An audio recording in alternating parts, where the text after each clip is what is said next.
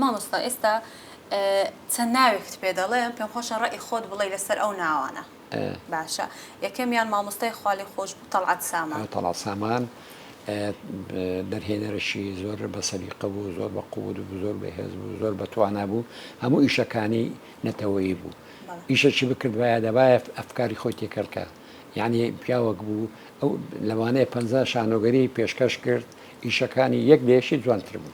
مامۆستا فەرهاد شەریف فەرهاد ئەویش ئینسانێکی زۆر زۆر محتەرەم بوو، ڕێک بوو، فنانێکی گەورە بوو، ئەویش دەرهێنەر بوو، لە عینی کات تەمسیلیشی دەکرد. ئەو مامۆستا جەوهەر باپیر زەوەر باپیرەوە برادەرێکی خاصی خۆمە بەڕاستی هەموو زارەوەش سەفەرێک باشتەک بە خێزانی دەینە ماڵیمە. زەوەر باپیر ئەمە سەرۆکی کۆمەڵی هونەر و هێژەی کوردی بوو، هەموو ڕۆژێ دەهات تازە بیرایەتەکەی دادەنیشت.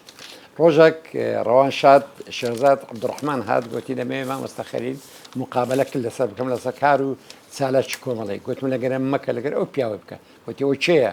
گوتم ئەو فیتەرە، دەستی زێڕی دەبڕی، بەڵام هەندە حەزی لە هونەرە، هەموو ڕۆژێ دێتە ئێرە بەڵکەم ئیشێک دەبی و خۆی بەشداری بکە. ئەو هابوو، یعنی ئەوەندە مەرەقی ئەوە بوو. تێدەگەی ئەو زەش بەسە زمانەیە زۆری ئیشی جوان بەشداری کرد. یەک لەو ئیشانێکە لە تاپۆعاقیچیەوە بە خۆتان دیتان چ بوو. حتا برادراتی و نێزیکیمان ئەوەندە بوو ئەمن ڕۆژێک لە چلەی تایرتۆفیقی و بەڵقمەدوی لە مەکتەبێ هاتەکنم ئەوزە بەمنیان دەکو حەزێ ساڵی هەفتان و ئەم بە سیارەی خۆم بە لادەی چوویمە حەزێ هات گوتی وەڵی دەبی لەگەرم بێتە لەعفەری یەکورە تەلافەرە چیشمان لە تەلافەری گوتی وەڵا دەنێ قەمسەڵی جوان هەیە لێوەندی ئەوزە زۆر حەزی لە شتی جوان بوو گەنجە شڕێک پێک بوو.